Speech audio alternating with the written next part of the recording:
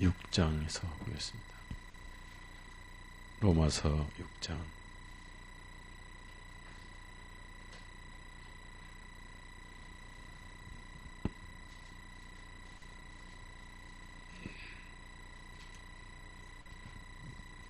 (1절에서)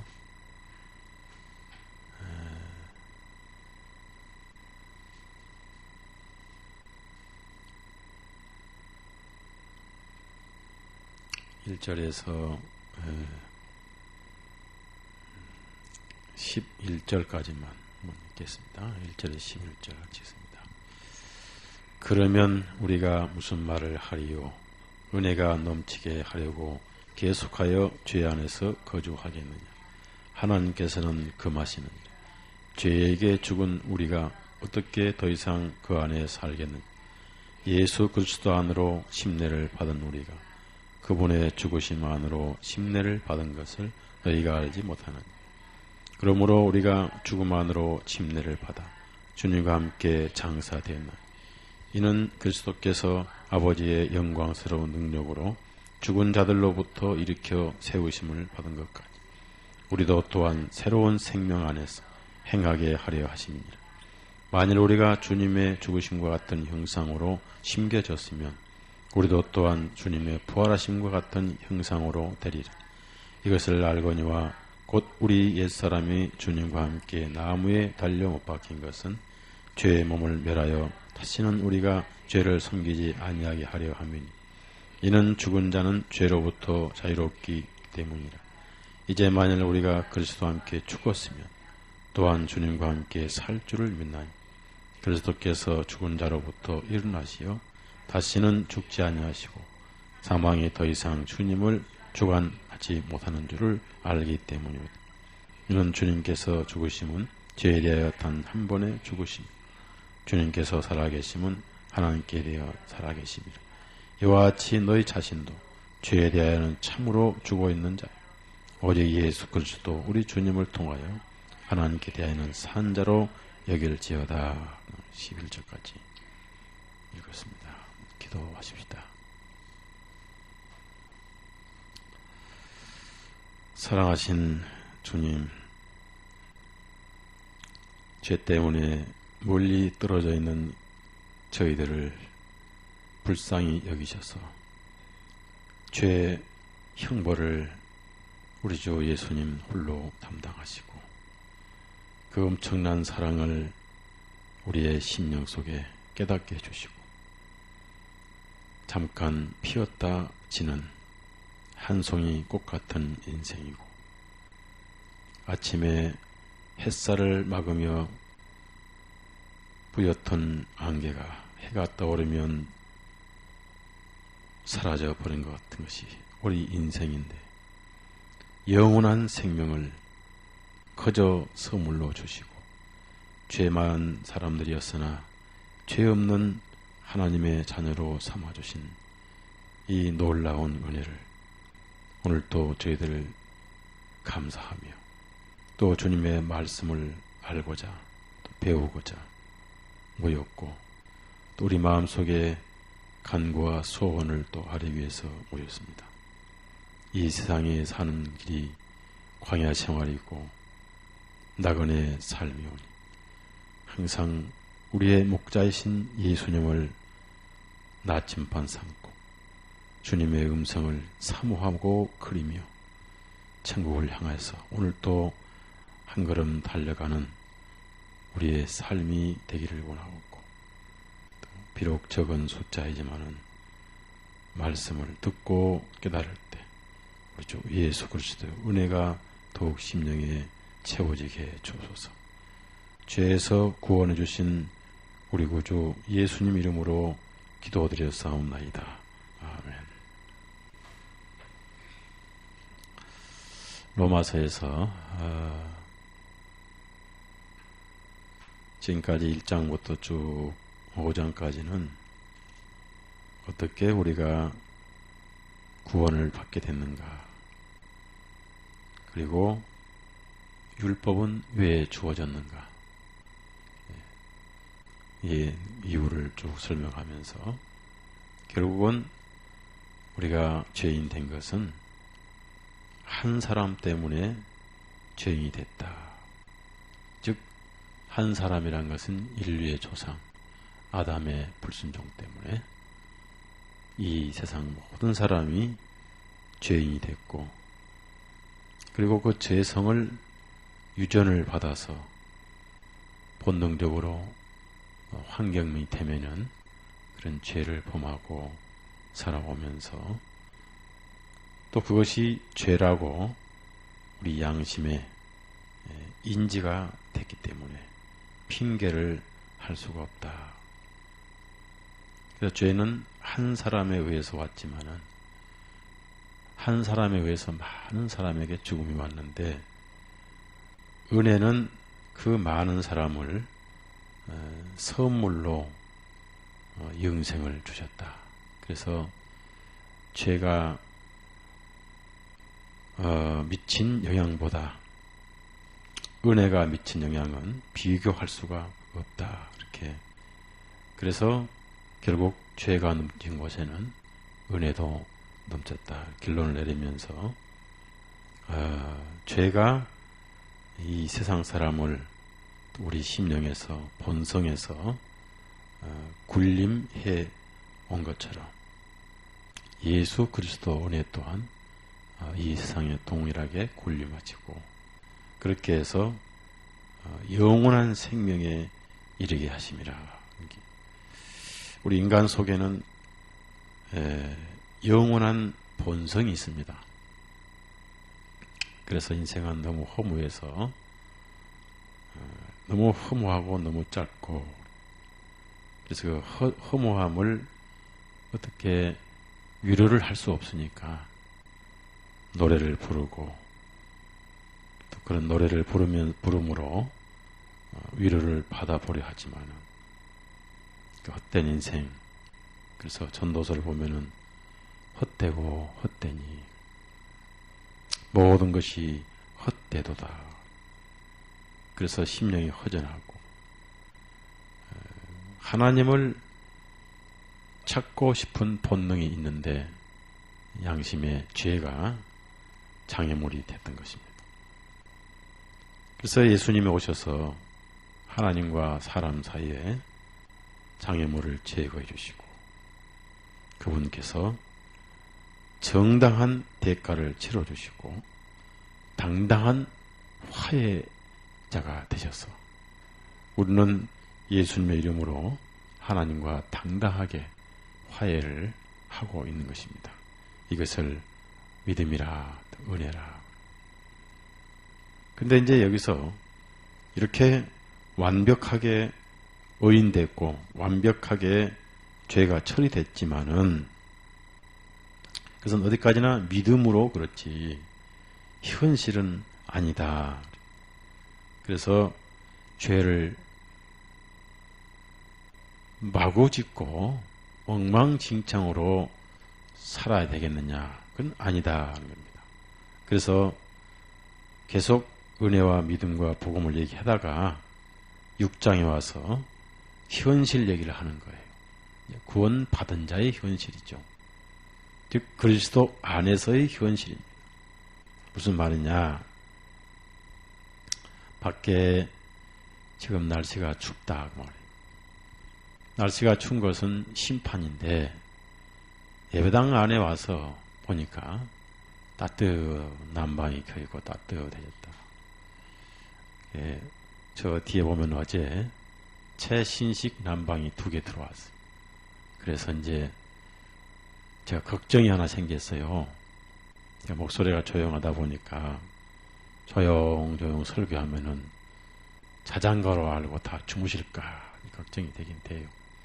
그래서 다음 주일날은 소리를 좀 버럭버럭 질러가면서 잠을 깨가면서 말씀을 전해야 되지 않겠는가 싶은데, 밖에 추위는 심판인데 예배당 안에 들어와서 따뜻한 은혜의 열기를 쬐다 보니까 그것이 자유가 방종이 돼서는 안 된다.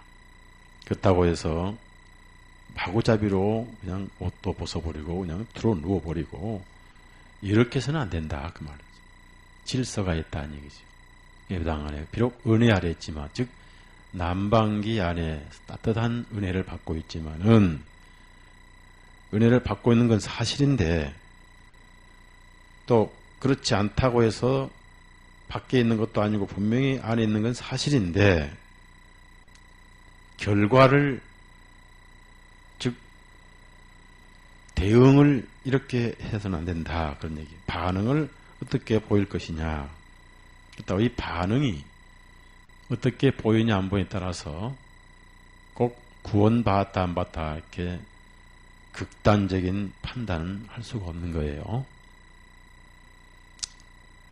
다만 성도의 위치에서 어떻게 살아야 되는가를 가르쳐 주는 것이 바로 이건 현실 문제입니다. 그래서 1절 보니까 분명히 이제 그러면 then, say then이라는 것은 그러면 what? 무슨 말을 해야 되겠는가? 자, 이제 분명히 우리는 아담 안에서 완전히 죄인이었다가 예수님 안에서 완벽한 의인이 됐다. 그리고 분명히 우리는 은혜 아래 있는 건 사실입니다. 죄를 진다고 해서 은혜 아래서 율법 아래 가는 건 아니에요. 율법을 붙들 때 율법 아래 가는 거예요. 여러분 은혜 아래 있죠? 믿음은 믿음을 가지고 있는 대로 있는 겁니다. 그래서 자기 믿음대로 가는 거예요. 심은 대로 간다 그 말은 믿음대로 간단 말이에요. 자, 분명히 우리는 은혜 아래 있습니다. 그러면은 복음을 못 깨달은 분도 은혜 아래 있느냐? 있습니다. 다만 못 깨달았을 뿐이지. 분명히 은혜 아래 있습니다. 왜 못 깨달았느냐? 죄도 모르고 복음을 확실히 못 들었을 뿐이지. 뱃속에서부터 복음 듣고 나온 사람 아무도 없어요. 태교 가지고 복음을 전할까요? 딱 잉태하자마자 너는 죄인이다, 너는 죄인이다, 회개하라 이런 말 했다. 또 책 펴놓고 구원받았다. 안 되잖아요. 믿음은 들으면서 나니까. 자, 우리가 구원 안 받았어도 이 세상 사람은 은혜 아래에 있습니다. 자, 6장 14절. 다만 모를 뿐이에요. 모르니까 알려줘야죠. 14절 시작. 이는 죄가 너희를 주관하지 못하더니 너희가 율법 아래 있지 아니하고 오히려 은혜 아래 있음이라. 분명히 여러분은 예배당 안에 들어와 있습니다. 우리 자매님들 보니까 밖에서 추위의 심판을 안 받으려고 두터운 옷을 입고 있다가 은혜의 예배당 들어와서 따뜻한 열기 은혜를 받으니까 심판이 필요 없다 싶어서 옷을 벗는 모습 보니까 확실히 믿음이 좋긴 좋아요. 그런 원리예요. 자, 그래서 무슨 말 하리요? 그렇게 해서 의인 됐다고 해서 현실적으로 계속 죄를 져야 되겠느냐? 1절 보니까 은혜가 넘치게 하려고 계속하여 죄 안에서 거주하겠느냐? 이것은 신분상이 아니라 현실 문제입니다. 신분상은 분명히 은혜 안에 있습니다. 예수님 안에 있습니다. 절대 죄 안에 있지 않습니다. 신분상. 그래서 여러분이 꼭 분리해야 될 것은 신분과 현실을 구분해야 돼요. 쓰세요. 5장은 신분이고 6장은 현실입니다. 그러면 어느 것이 어머니냐? 신분이 어머니죠. 현실은 자식이죠. 그러니까 누가 생명이냐면 신분이 생명인 거예요. 그래서 우리가 많은 그리스도인들이 현실과 신분에서 갈리자를 걸어가지고 잘 오해를 많이 해. 때로는 오늘은 복음으로 갔다가 내일은 율법으로 갔다가 또 오늘은 분명히 천당에 속했다가 내일은 혹시 지옥 사촌이 아닌가 헷갈린 분이 많이 있습니다. 그래서 우리가 이 복음을 들을 때 신분과 현실은 분명히 구분을 해야 됩니다.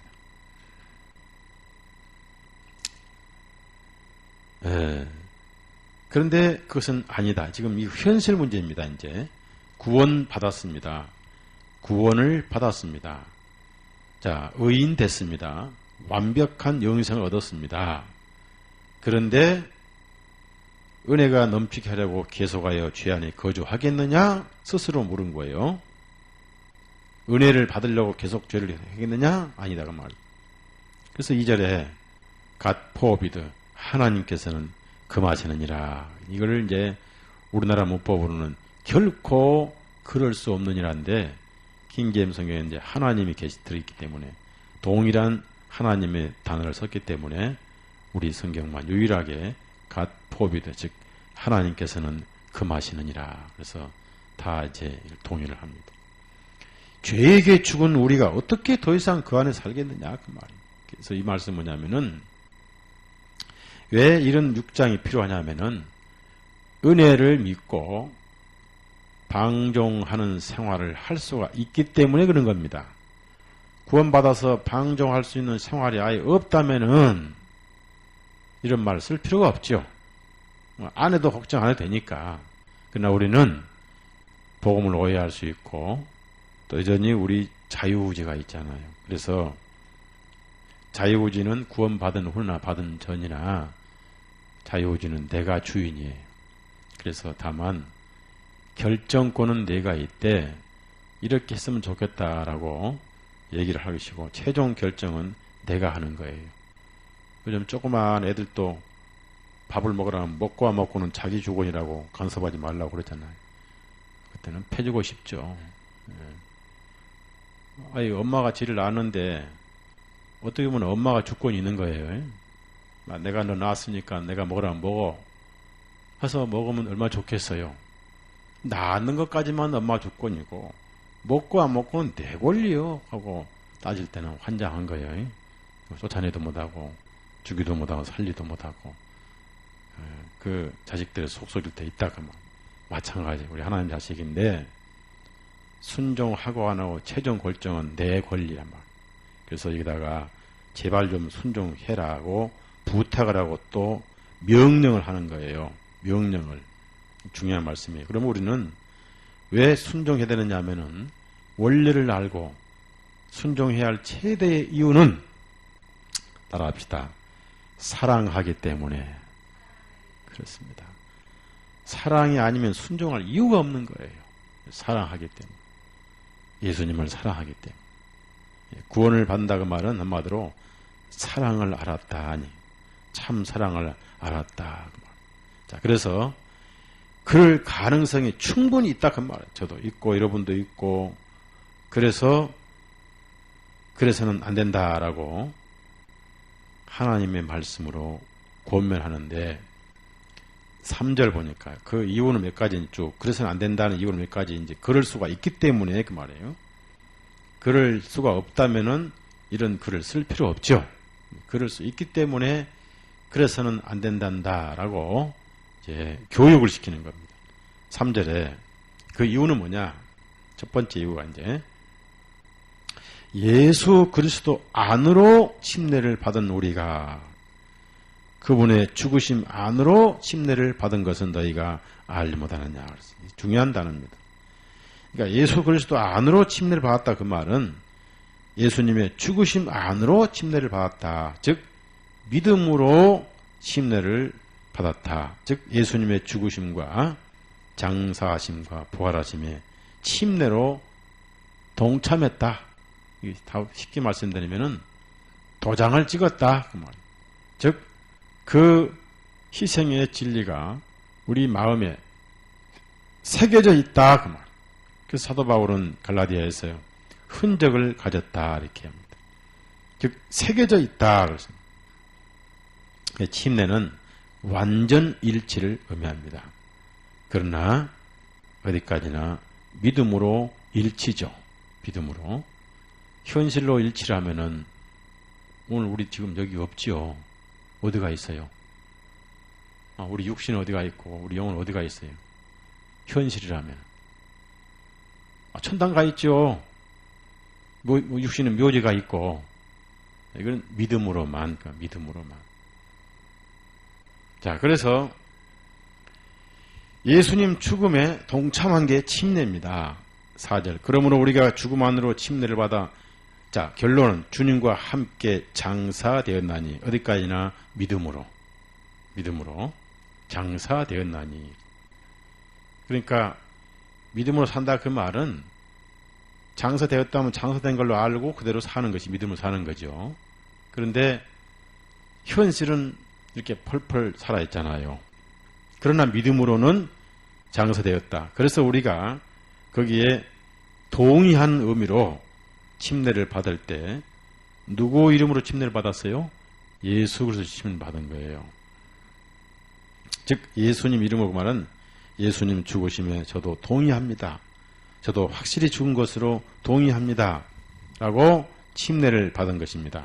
그것이 즉 죄에게 죽었으니까 더 이상 죄의 요구대로 살아서는 안 된다. 그 이유는 너희가 죽었지 않느냐 그 말이에요.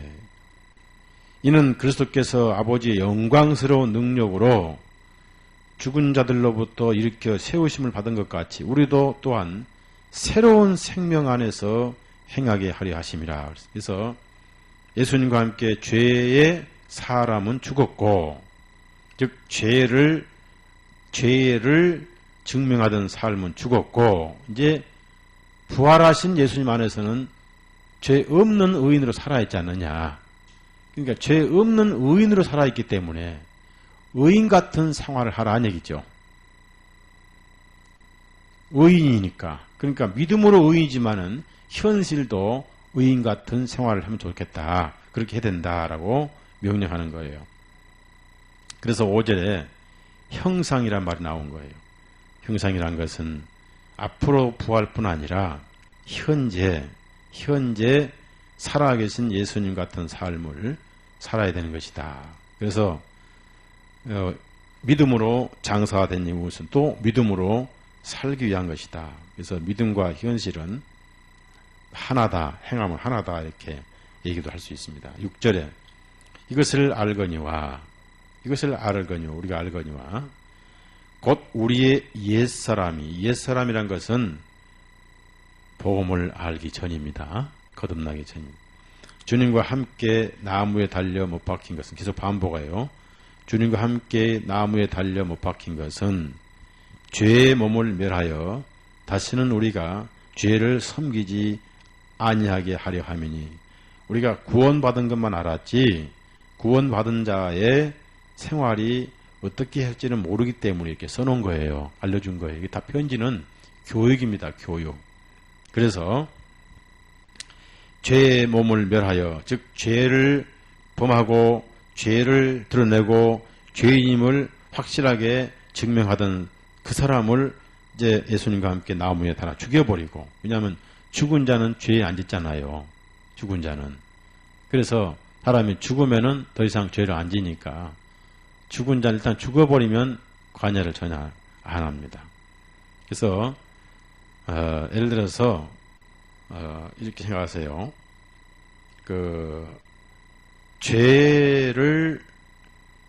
죄가 죽은 게 아니고 죄에 대해서 내가 죽은 거예요. 예수님과 함께. 그래서 더 이상 내가 죽어버렸으니까 죄가 나를 관여 못하게, 즉 섬기지 못하게 하려 하면이, 자 7절이 그 말입니다. 악골로 말하면 내가 죽었다 그 말은 죄가 죽은 게 아니에요. 죄에 대해서 내가 죽었다. 그래서 더 이상 죄가 나를 죽은 사람을 이러라 저러라 못하잖아요. 죽었으니까. 죽은 사람은 죄 안 짓죠. 예? 죽은 사람이 죽은 다음에 관 속에 있다가 돈 떼먹은 놈이 조문 오면 벌떡 일어나가지고 이놈 돈 내놔 하지 않잖아요. 죽은 사람은 죄를 안 짓잖아요. 그래서 우리가 죽었다 그렇게 해서 7절이 중요해. 자, 7절 같이 읽어요. 7절 시작. 이는 죽은 자는 죄로부터 자유롭게 있기 때문이야. 죽은 자는 죄로부터, 그러니까 현실적인 얘기를 믿음으로 얘기를 하면서 이렇게 현실이 아니지만은 현실에도 이렇게 살아야 된다라고 권면합니다. 그러면서 이제 만일 우리가 그리스도와 함께 죽었으면 또한 주님과 함께 살 줄을 믿나니 죽었다면 또 함께 산 줄을 믿나니 살 줄을 믿나니 그리스도께서 죽은 자로부터 일어나셔 다시는 죽지 아니하시고 사망이 더 이상 주님을 주관하지 못하는 줄을 알기 때문이다. 그래서 지금 예수님은 살아계신 의로우신 분이기 때문에 우리가 살아계신 의로운 분과 이제 하나가 된 거죠. 그것을 일치라고 그래요. 일치를 침례라고 합니다. 자, 고린도전서 10장을 보시면요. 거기도 침례란 말이 나오는데 거기는 누구에게 속해 있냐면은 모세에게 속하였습니다. 모세에게 속하였어요. 그러나 우리는 예수님에게 속해 있습니다. 그래서 예수님에게 속해서 믿음으로 옛사람은 죽었으니까 믿음으로 예수님 같은 생명으로 살았으니까 그 생명이 입증되는 생활을 해야 된다. 얘기입니다. 고린도전서 10장 1절에서 4절까지 있습니다. 형제들아 이제 나는 너희가 모르는 것을 원치 아니하노니 곧 우리 조상들 모두가 구름 아래 있었고 모두가 바다를 통과했으며 또 모두 구름과 바다 안에서 모세에게 속하여 침례를 받았고 또 모두 같은 영적인 음식을 마셨습니다.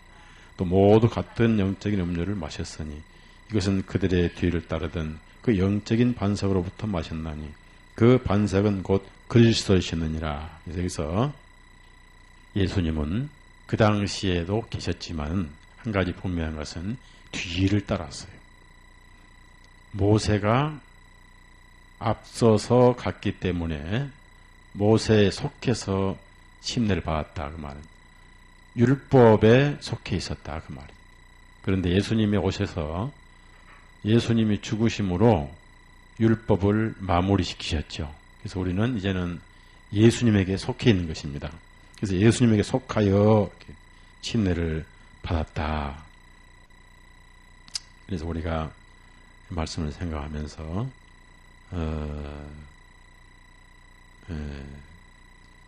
이 구원을 받고 나서 생활을 많이 강조를 하는데 이것을 뭐냐면 성화라고 그러는데 경건에 훈련받는 삶을 의미합니다. 즉 죄를 이겨가는 삶을 의미하는 거예요. 그래서 이 결론, 이 내용의 중심이 뭐냐면 12절 보니까 로마서 6장 12절입니다. 12절부터 13절 그리하여 죄가 너희 죽을 몸 안에 중요한 것은 육신은 반드시 죽습니다. 한번 이렇게 손가락질 해보세요. 따라합시다. 이 죽을 몸, 죽을 놈 하니까 좀 그렇고 이 육신은 죽어요. 이 육신은 죽는데 어차피 죽을 놈을 왜 죄에게 내주냐 그 말이에요. 어차피 죽으면 죄 못 짓잖아요. 어차피 죽으면은. 그러니까 실제는 안 죽었지만은 내 생각에 믿음에 어차피 죽을 것이니까 예수님과 함께 죽었다 생각하고 죽은 사람은 죄를 안 지니까 더 이상 죄를 기쁘게 해주지 말라. 왜 죄가 네 마음의 주인이 되느냐. 이미 예수님과 함께 죽었는데 물론 죄란 것은 안 죽었습니다. 그러나 죄인은 죽었지 않느냐 그 말. 그러니까 그 죄와는 이미 이별을 했기 때문에 죄를 기쁘게 하지 말고 죄가 더 이상 내 안에서 주인 행세를 하게 하지 말고 이제 살아계신 예수님이 내 안에 주인 행세를 하게 하라. 주인이 되게 하라. 그래서 여기 죽을 몸 안에 군림하지 못하게 하여 몸의 정욕들에 순종하지 말고. 참 재밌는 거는요. 참 재밌는 거는 죄라는 임금도 억지로 자신에게 복종하는 죄인에게는 상을 안 줘요. 자발적으로 순종하는 죄인에게 상을 줘요. 그래서 모든 죄는 자발적으로 짓죠. 짓기 싫은데 지는 사람은 없어요. 내가 그러니까 얼마나 충성스럽게 죄의 폭군에게 순종해 왔는가. 이게 중요한 거예요. 이게 아주 중요한 거예요. 거기 보면은 19절 보면요. 절대 강제로 죄짓게 했자 싫은데 한 게 아니라 좋아서 그 죄란 왕을 사랑해서 죄를 지었다가 말이에요. 19절 너희 육체가 연약함으로 내가 사람들의 방식대로 전하노니 너희 지체를 우리 육신이죠. 지체를 부정함과 불법의 종들로 내어주어 그랬습니다. 내어주어. 강제로 짓게 한 게 아니고 내가 죄의 왕을 사랑해서 스스로 지었다. 스스로 죄를 지었다. 그것을 자발적으로 지었다. 그래야 죄의 왕도 기분 좋죠. 네? 네. 반대로. 자, 예를 들어서 우리가 누구를 이제 선물을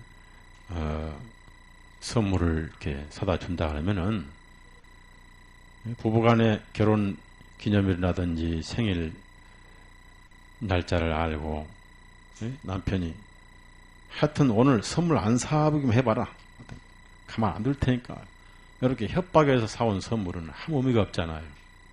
몰랐는데 사랑해서 선물을 자발적으로 사올 때 남편의 마음이 기쁜 것처럼 죄도 그랬어요. 우리가 죄를 사랑하다 보니까 자발적으로 죄를 지었던 거예요.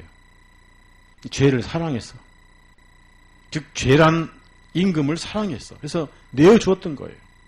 스스로 종이 된 거예요. 자, 17절 보세요. 6장 17절. 그러는데 왜 이제 와서 예수님께는 자발적으로 스스로 종이 될 수 없느냐 그 말이에요. 지옥에서 건져내놓으니까. 죄의 복구는 뭘 우리의 준 건 아무것도 없잖아요. 기껏 죄짓게 해서 보낸 게 지옥인데 17절 시작. 그러나 하나님께 감사드리는 것은 너희가 그 죄의 종들이었으나 너희에게 전해진 교회의 본을 너희가 마음으로 순종하기 때문에 됐어요. 여기서 보세요. 그 죄의 종들이었으나 그렇습니다. 그래서 여기서 중요한 것은 순종이란 말이 나오고 순종하고 노예하고는 달라요. 순종하고는. 자, 왜 그러냐? 13절에도 보면 이렇게 13절에도 사람들이 죄를 지을 때는 자발적으로 자기가 죄를 짓습니다. 즉 죄라는 왕을 사랑하기 때문에. 또한 너희 지체를 불의의 도구로 죄에게 내어주지 말고 끌려가지 말고 아닙니다. 죄를 짓기 싫은데 억지로 끌려가 지은 사람은 아무도 없어요. 죄를 너무 사랑해서 충성스럽게 사랑해서 죄의 임금을 기쁘게 하고 살았지 않느냐. 지금은 우리의 임금이 누구예요? 똑같이 자발적으로 순종하라는 얘기. 자발적으로 강제로 끌려가지 말고 여러분이 오늘 추운데 자발적으로 오신 것처럼 주님을 사랑하기 때문에. 자, 그래서 여기 16절에 보면은 누구든지 종으로 내어주어, 중요한 말씀은 내어주어란 말이 계속 나오죠. 계속 나오고 내어주어. 이 내어주어는 자발적이라고 말해요. 자발적. 내어주어. 자, 16절 같이 읽어요. 16절은 이 성경 번역이 잘 됐어요. 우리 것만 제대로 번역이 됐어요. 다른 성경이나 또 한글은 잘못됐습니다. 16절 시작. 너희 자신을 종으로 내어주어 누구에게 순종하게 된다면 사망에게 죄의 종이 되든지 혹은 의에게 순종하는 종이 되든지 너희가 순종하는 자에게 그의 종들이 되는 줄을 너희가 알지 못. 자, 중요한 거예요. 예? 오늘은 이렇게 물도 안 줘. 물도 자발적으로 줘야 돼. 자발적으로. 예? 전도사님 사모님이 이렇게 늦게 오시니까 우리 사모님들이 몇 분이야? 한 분, 두 분, 세 분, 네 분, 다섯, 여섯. 이 세상에 이렇게 보세요. 제가 30년간 설교를 해와도 목이 안 쉰 이유가 있느냐면, 목은 계속 쓰면은 열이 올라요. 그때 물을 식혀줘야 돼요. 나중에 이제 이게 굳어지면은 쉬어버리면 목을 못 쓰는 거예요. 목사의 생명은 목소리입니다. 그렇죠? 그러니까 알아서 좀 물을 주셔야죠. 무슨 얘기냐면은, 노예는 절대 주인을 사랑하지 않습니다. 한번 우리가 양심에 손을 한번 생각해 봐요. 내가 싫은데 죄를 짓느냐? 그렇지 않습니다. 다만 싫었다고 핑계할 수 있는 건 뭐냐면 두려움, 벌 받을까 두려움 뿐이었지 솔직히 죄는 좋았다 그 말이에요. 아멘이요, 노멘이요. 그 무슨 말이냐? 내가 좋아서 자발적으로 그 죄인 왕을 사랑했다 그 말. 자발적으로. 이게 순종인 거예요. 억지로가 아닌 거예요. 노예는 싫은데 끌려가는 거예요. 그러면 주인도 싫은 사람은 종이 아닌 겁니다. 하는 대로 좋아서 하는 게 종인 거예요. 그래서 내어줬지 않느냐. 너희가 그렇게 죄에게도 자발적으로 순종했는데, 그래서 여기서 순종이란 말은 오베이란 말은 오베이. 순종인 거예요, 순종. 그래서 지금까지 싫은데 한 게 아니라 솔직히 죄인이라는 임금을 좋아서 했지 않느냐. 그래서 자발적으로 내 몸을, 그 종을 사랑해서, 왕을 사랑해서 그 죄 짓는데 내 몸을 순종했지 않느냐. 그래서 누구에게 순종하든지 간에 순종하는 그 주인이 바로 왕이고 너는 종들이었지 않느냐. 그래서 이제는 그랬는데 그놈이 죽었어요. 침례로. 그렇게 죄를 사랑했던 죄의 임금을 사랑했던 자발적으로 종이 되었던 그 죄인이라는 사람이 예수 그리스도와 함께 죽었을 뿐만 아니라 침례로 죽었을 뿐만 아니라 그 다음에 뭡니까? 장례식까지 치렀지 않느냐 그 말. 맞죠? 그러면 구원받은 지 1년 되면 장례식 치른 지가 벌써 몇 년 된 거예요? 1년 됐죠. 그렇죠? 그러면 3년 되면은 탈상했죠. 예? 제가 알기로 여러분 다 탈상을 했지만, 예? 그러니까 아예 20년 됐으면 30년 됐으면 아예 그냥 먼지 뼈도 못 치릅니다. 끝나는 거예요. 그래서 중요한 단어는 순종이라는 게 순종. 많은 분들이 예수님만 사랑해서 순종하는 게 아니라 죄를 짓는데도 순종했다. 즉 사단에게 순종했다. 그렇습니다. 중요한 단어입니다. 참 이 말씀 들으니까 참 제 자신도 많이 걸려요. 내가 마귀를 사랑해서 순종했구나. 예, 순종했구나 생각이 듭니다. 누구에게 순종하게 된다면, 자, 사망에게 죄의 종이 되든지, 그러니까 사망과 죄에 순종해서 또는 의에게 순종하는 종이 되든지, 중요한 것은 순종. 하나님은 절대 싫은데 하는 것을 원치 않으세요. 마귀도 그렇더라고. 마귀도. 네가 자발적으로 죄를 지어야 내가 즐겁다. 마귀도. 자, 출애굽기 이 35장 마찬가지로 자발적으로 우리가 하나님을 사랑하고 순종하고 자발적으로 의에게 종이 돼야 된다. 그 말. 이제는 침례를 안 받아서 몰라. 이제는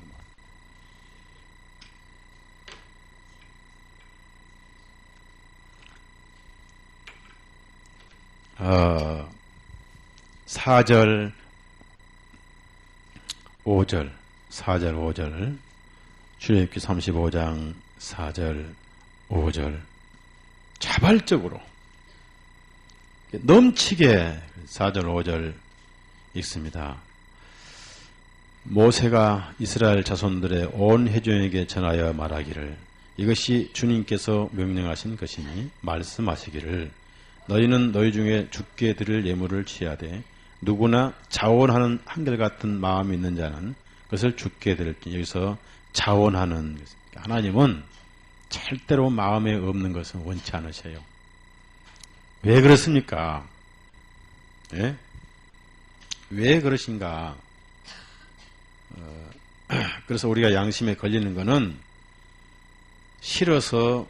싫은데 억지로 죄를 지은 사람은 아무도 없다 그 말이에요. 다 자원에서 죄를 사랑했지 않느냐.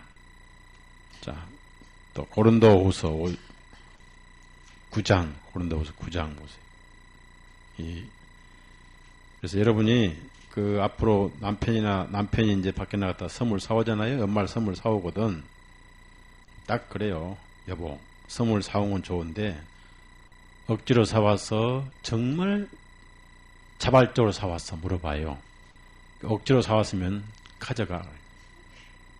정말 자원을 사왔으면 기쁘게 받아서 즐겁게 받는 거예요. 근데 그것을 어떻게 아느냐?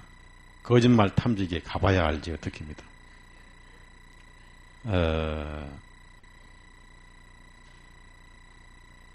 7절. 하여튼 하나님은 뭐든지 억지로 하는 건 싫어요. 7절. 고린도후서 9장 7절.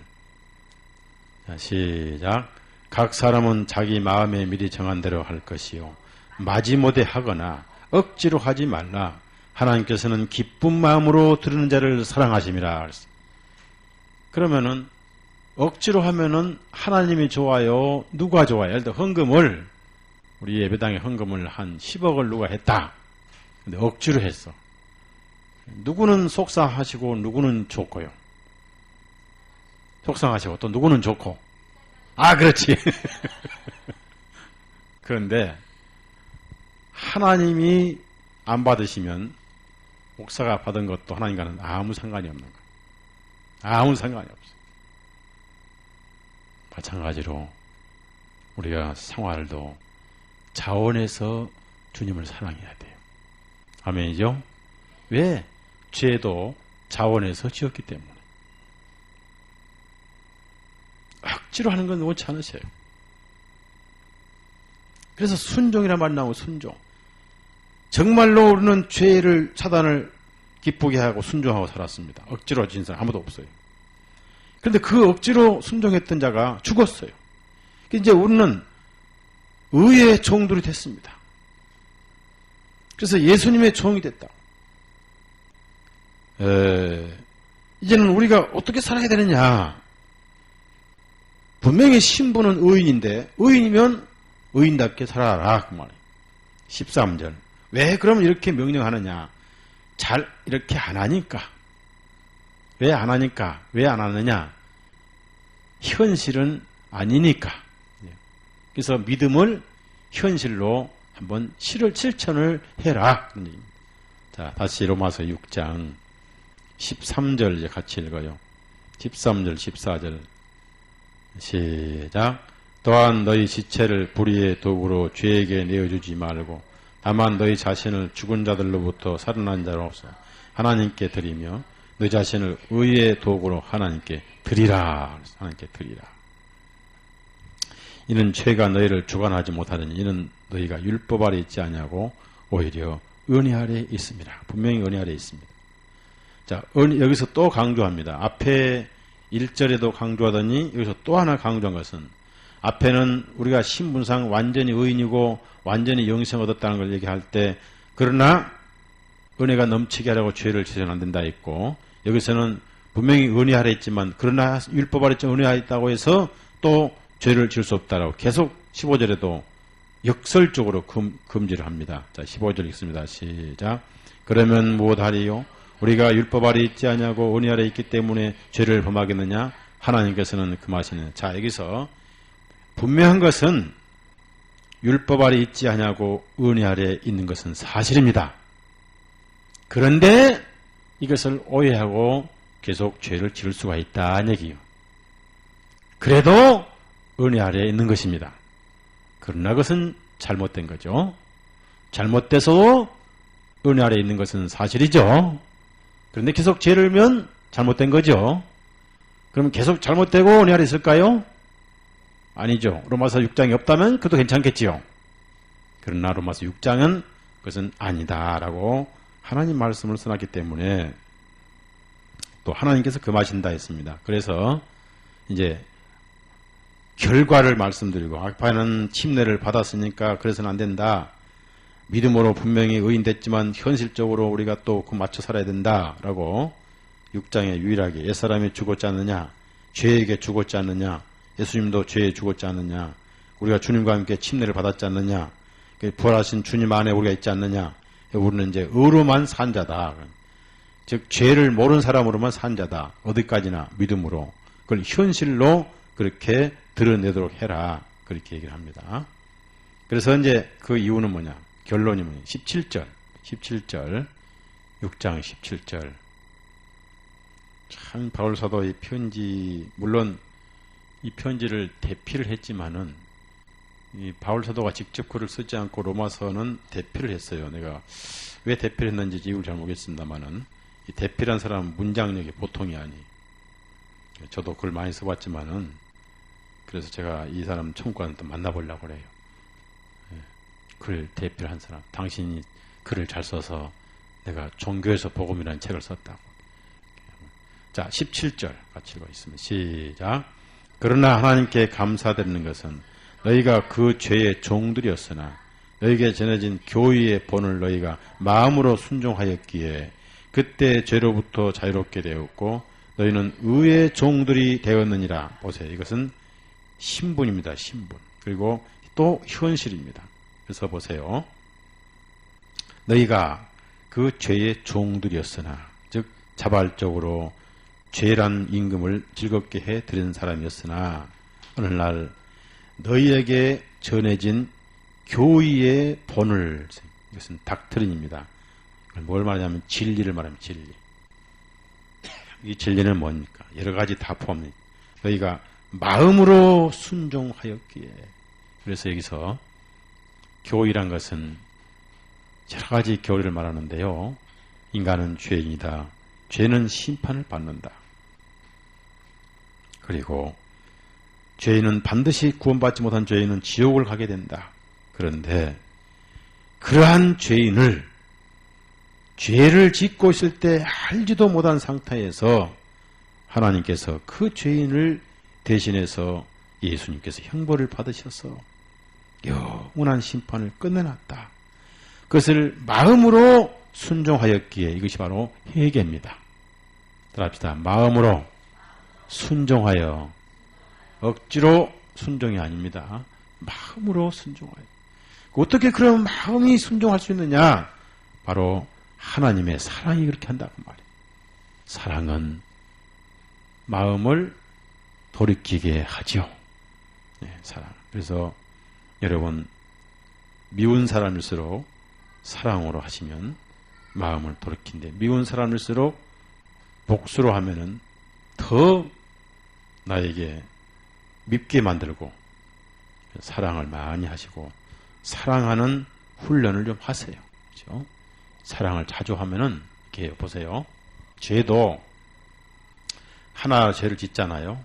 그러면 또 다른 죄를 불러와요. 자연 원리와 똑같아요. 한 잔 술이 두 잔 술 부르죠? 똑같아요. 그래서 어떤 글에 보니까 물에 빠져 죽은 사람보다 술독에 빠져 죽은 사람이 더 많다고 그러겠다. 술독에 빠져. 술이 뭘 불러요? 술이 술을 부르는 거예요. 한 잔 술이 또 하나의 술을 부르고 이렇게 불러서 나중에 술독에 빠져 죽은 거예요. 죄는 하나의 죄가 또 다른 죄를 불러와요. 똑같은 원리로 자꾸 사랑하면은 또 다른 사랑을 하게 돼요.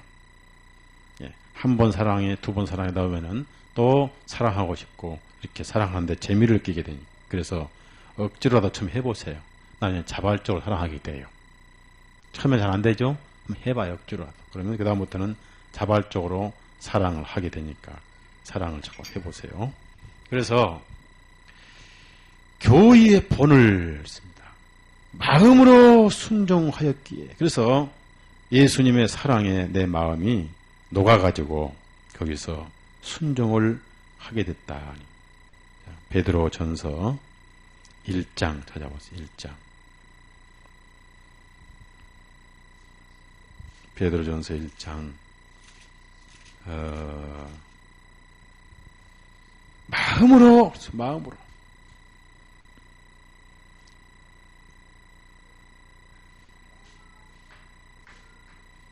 베드로전서 1장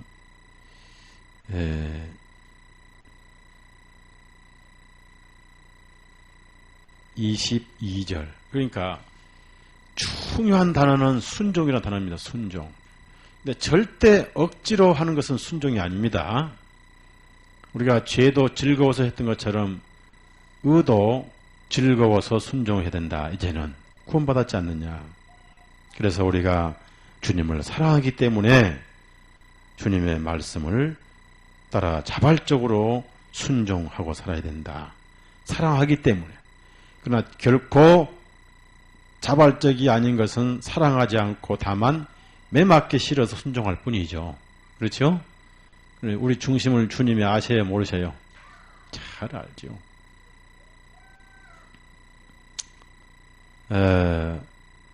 베드로전서 1장 22절. 자, 22절 다 같이 읽습니다. 시작.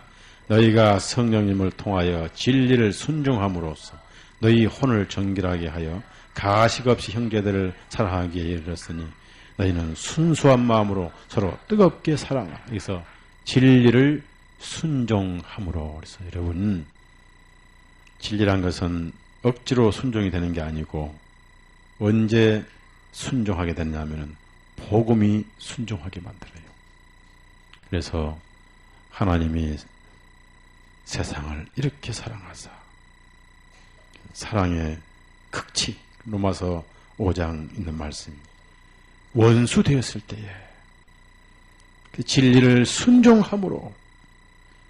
그래서 우리가 이제 나 같은 죄인을 살리신 예수님을 정말 고맙고 사랑해서 의에 순종하는 도구로 드려야 되지 않겠는가. 그때는 의로부터는 남남이었지만은 죄와는 끊을 수 없는 사슬로 묶어져 있지만은 죽음으로써 영원히 이별을 했지 않느냐.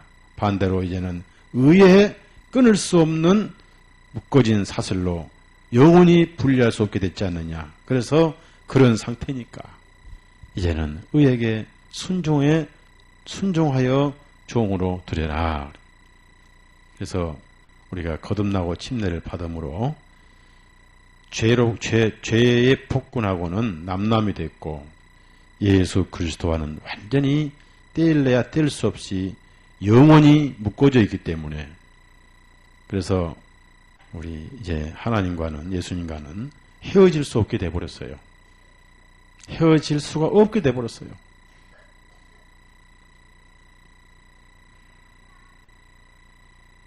그래서 이제는 우리는 죄와는 남남이고, 즉 죄로부터 완전 자유를 얻은 거예요. 프리덤이요, 자유.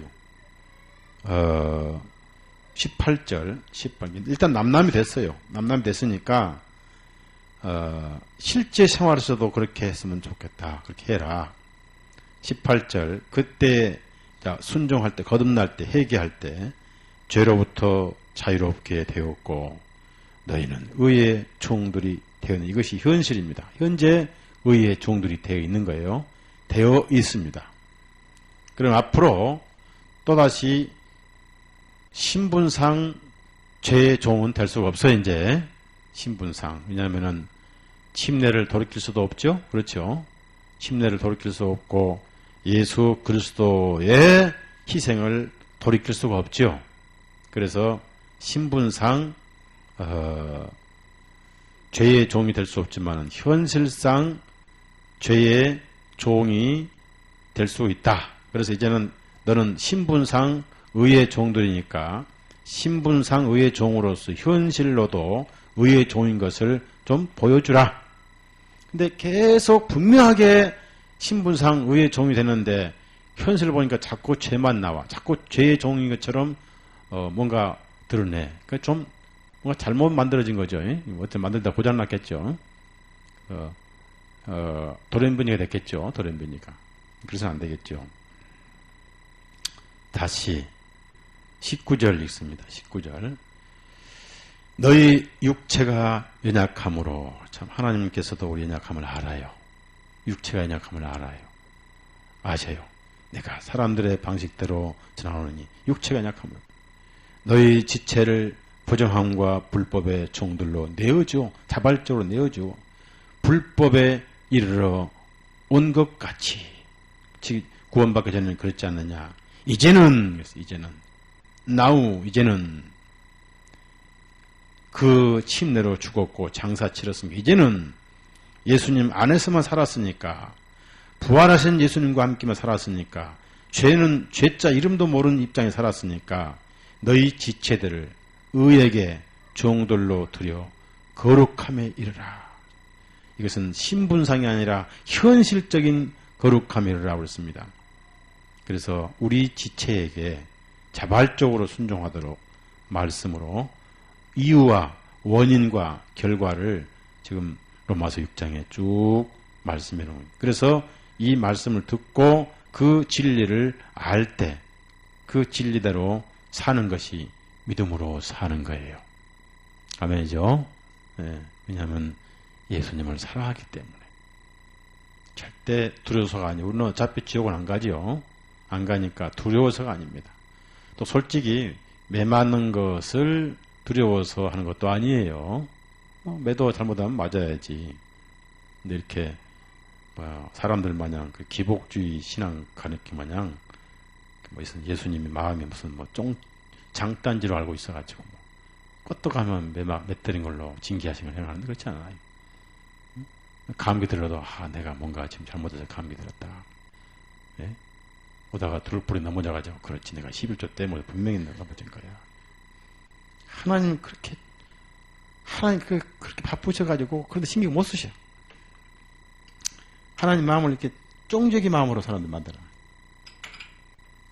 징계는 두 가지가 있어요. 공적인 징계는 급히 와요. 공동체를 허물거나 복음을 막거나 공적으로 하나님 영광 가리울 때는 징계가 급히 오고, 또 반드시 돌이킬 기회를 몇 번 주신단 말이에요. 개인적으로 계속 성령 인도함 받지 않으면 뭐가 오느냐? 마음에 병이 와요. 성령 인도를 안 받으면 분명히 마음에 평안이 없거든요. 죄는 평안을 훔쳐간 놈이지 절대 죄란 놈이 평안을 주질 않습니다. 죄는 육신하고 혼만 즐겁게 해줘요. 술 한잔 마시면 기분 좋죠. 응? 육신 즐겁게 해주고 혼도 즐겁게 해주는데 양심은 계속 찔러요. 절대 죄는 영혼에 평안을 주지 않습니다. 성령님은 영혼에 평안을 주죠. 그런데 나중에 계속 개인적으로, 공개적이 아니라 개인적으로 죄를 짓고 불순종할 때 계속 성령 인도를 받지 않으면 첫 번째 병이 옵니다. 병이 와요. 마음, 영이 연약해 병이 오고 영적인 삶이 시들시들해지고, 그러다 나중에 지속적으로 이게 굳어져 버리면 하나님은 어쩔 수 없이 땅에 놔둬봐야 덕이 안 되니까 못을 가지는 잘라버리죠. 예. 하늘에서는 열매가 필요 없어요. 열매는 땅에서만 필요해요. 그래서 그때는 뭐냐면 어쩔 수 없이, 할 수 없이 하나님께서 가위 좀 주라. 왜 그러시옵니까? 오늘 가지를 쳐야 되겠다. 그래서 오늘 가지를 쳐버려요. 교통사고라든지 사고로 그냥 탁 쳐서 가는 거예요. 어떤 사람들은 사랑하시기 때문에 데려간다. 절대 그런 하나님이 아니시. 하나님 오해해도 너무너무 오해. 누가 갑자기 구원받고 얼마 안 돼서 죽었어. 하나님이 사랑해서 데려갔다. 핑계도 참 잘하더라고. 그게 아닌 거예요. 하나님은 땅에서 오래 살기를 원하셔요. 아멘? 네, 살게 하셨기 때문에. 그래서 백발은 영광이고, 성경에 네 준 땅에서 오래 살리라 말씀 많이 있잖아요. 그 하나님의 약속 가운데 어떤 약속이냐면은, 하나님 말씀을 단순하게 보세요. 단순하게 보셔야지. 그 말씀 배경에 또 무엇이 있나 그렇게 하지 마세요. 그 하나님은 그런 마음 아주 싫어요. 하나님 말씀만큼은 어린아이처럼 받아들이는 게 좋아요. 사람 말은 절대 단순히 받아들이면 사기 딱 당합니다. 그러니까 사람의 말은 무조건 저 뒤에 무슨 꽁꽁 속이 있나 한번 10번 두드려보고, 어디 투자하면 10배로 번다 하면 그건 100% 1000번 두드려봐야 돼요. 1000번. 제가 그래서 속이 많이 속아왔으니까. 근데 하나님은 무조건 하나님께 속아도 복이에요. 하나님 속이지 않지만, 그러니까 하나님 말씀은 단순하게 봐야 되란 말이에요. 자, 여기 보면은 에베소 6장 찾아보세요. 오래 사는, 하나님께서 오래 살게 하겠다는 약속이 하나 있어요. 그러니까 사람들이 이걸 장수비법 따로 없는데 어디 티벳 가서 어떻게 하면 장수하느냐, 인도가 장수하느냐, 여기 성경에 장수 비결이 있는데 모르고 사람들이 또 쫓아다니나 참 이해가 안 가. 오늘 장수 비결 150세 사는 비결. 저는 그런 기회를 놓쳤어요. 왜냐하면 부모가 안 계시니까. 부모가 계신 분은 오늘 비결을 말씀드려요. 1절, 2절, 3절. 그래서 여기 부모님 계신 분 계시죠? 예? 부모님 계세요. 하시면 이 말씀들 순종해봐요. 분명히 하나님은 거짓말 하시니 100세 이상 장수할 거예요. 아마 내가 그만 살고 싶습니다 할 때가 살 거예요. 1절, 2절, 3절 시작. 자녀들아 주님 안에서 너희 부모에게 순종하라. 이것이 옳으니라. 너희 부모를 공경하라. 이것은 약속 있는 첫째 계명이니 그것은 내가 잘되고 또 내가 그 땅 위에서 오래 살게 하려 함이니라. 이걸 모르고 자꾸 장수천 쳐다다닌 거예요. 첫째 구원받고 그 다음에 부모 섬기면은 당연히 장수하는 것인데 한번 약속을 믿어야 단순하게. 저는 지친 부모가 이제 다 천국 가셨기 때문에 어차피 저는 장수할 기회를 놓쳤어요.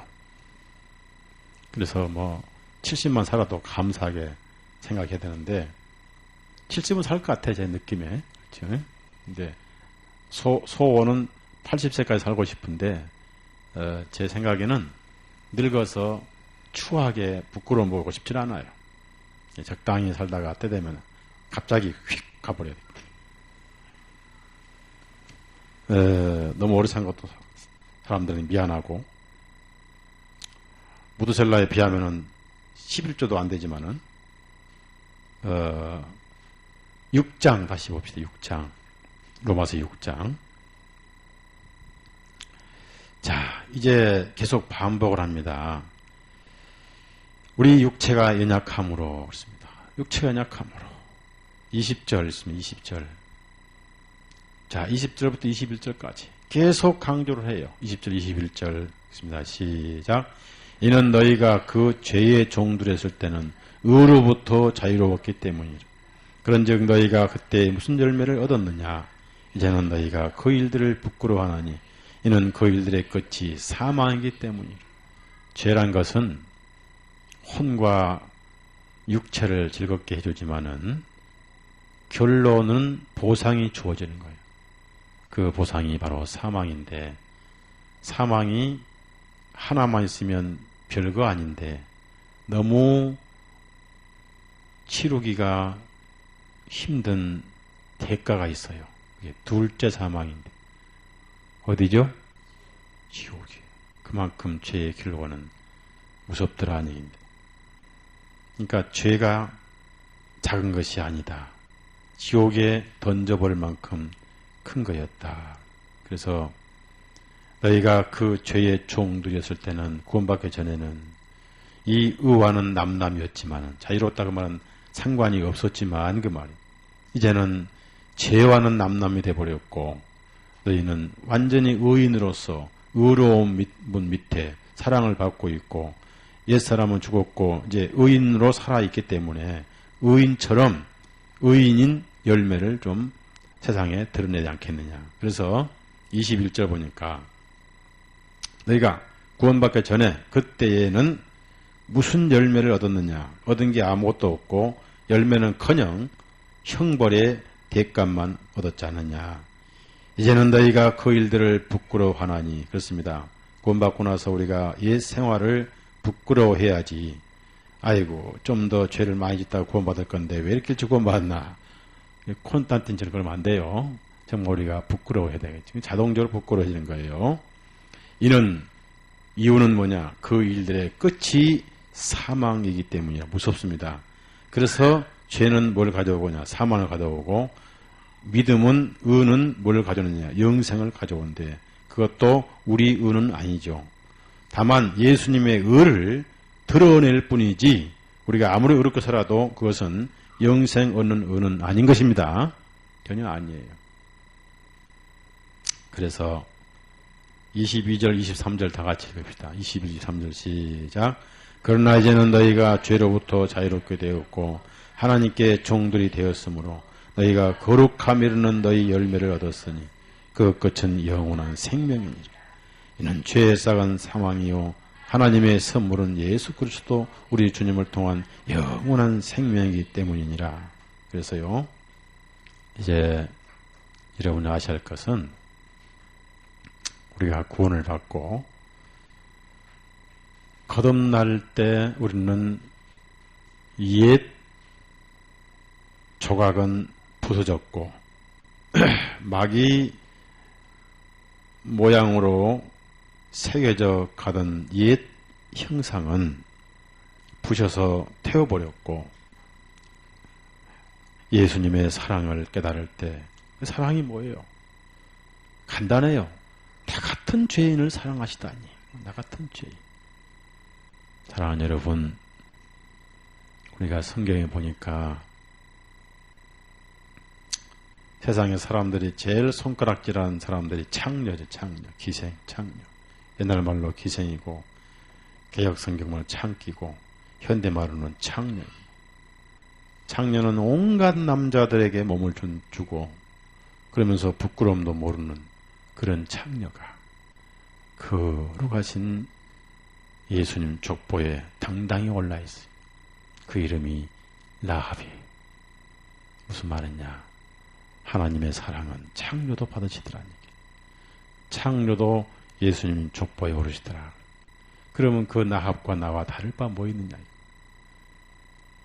라합에 비하면 내가 더 나쁜 사람이지. 나 같은 사람도 받으신 하나님의 사랑이. 우리가 성경을 통해서 나를 보되 남을 보지 말자고요. 아멘. 나를 봐야 돼. 그래서 그렇지. 예수님은 라합도 받으셔서 거룩한 족보에 기록하실 때 구약에는 꼭 앞에 토를 달아서요. 기생 라합. 그러나 마태복음에는 그냥 라합이. 더 이상 기생이란 신분은 없어져 버렸어요. 이제는 따라합시다. 성도 라합. 이것이 은혜와 사랑인 거예요. 그래서 우리가 나는 라합보다 더 못한 자인데 나 같은 자를 이렇게 사랑하신 예수님, 내가 누구를 판단하고 누구를 원망하겠나, 그런 마음으로 여러분도 사랑하고 또 사랑을 받고 살다 갑시다. 아멘. 우리가 라합 아니에요. 나 자신 보면 라합보다 더 못한 사람이죠. 그래서 예수님이 아니면 과연 이런 길이 있겠는가. 그러나 이제는 너희가 죄로부터 자유롭게 되었고 분명히 신분상은 완전 남남이 됐습니다. 그러나 현실상은 가끔 친구도 했다가 또 싸워서 헤어졌다가, 그러나 싸우는 것도 이제 지겨우니까 아예 헤어집시다. 아멘. 지겨워 싸우는 것도. 내 얼굴도 보기 싫다. 쟤야. 얼굴도 보기 이렇게 그렇게 돼야 돼. 그렇게 돼야 아주 그 죄라는 얘기만 들으면 긴장해가지고 막 도망쳐서 숨어버려 피해보는 이런 상태가 돼야 돼. 보기가 찌긋찌긋. 그래서 여기 보면은 물론 우리가 처음에는 육신이 좋아할 수 있습니다. 그러나 세월이 갈수록 죄는 실망문제고 괴롭힌 놈이지 절대 죄가 영혼의 평안을 주는 것은 아니에요. 사기꾼이거든. 아주 고등 사기꾼이에요. 보통 사기꾼이 아니에요. 아주 악질 사기꾼이에요. 죄가요. 즐겁게 기쁘게 한 것 같지만 나중에는 쓴 독뱀의 화살이. 그래서 접근도 못하게 해요. 얼굴도 이름도 듣기 싫어야 돼요. 사람도 그런 사람 있잖아요. 막 그 사람을 보면 그냥 막 갑자기 배알이 있고 막 토하고 싶고 막 창자가 딛고 사람 있잖아요. 죄가 그래야 돼. 여러분 보기만 하면 그냥 창자가 딛고 이렇게 그렇게 돼야 된다. 이는 너희의 열매를 얻었으니 그 끝은 영원한 생명인데 어떻게 보세요. 죄는 나 때문에 왔지만은 영생은 예수님 때문에 온 거예요. 자, 23절 다 같이 읽습니다. 이는 죄의 싹은 사망이요 하나님의 선물은 예수 그리스도 우리 주님을 통한 영원한 생명이기 때문에. 그래서 죄는 내가 지어서 사망도 나 때문에 왔는데 영생은 예수님 때문에 왔기 때문에 나는 불완전하지만 예수님이 완전하기 때문에 영원한 생명은 영원히 내 것입니다. 예수님 사랑하시고 열심히 사랑하세요. 그리고 그 증거로 여러분의 형제자매 열심히 사랑하세요. 가장 가까운 데 있는 분도 사랑하세요. 사랑할 수 있는 사람은 무조건 사랑하세요. 기도합시다.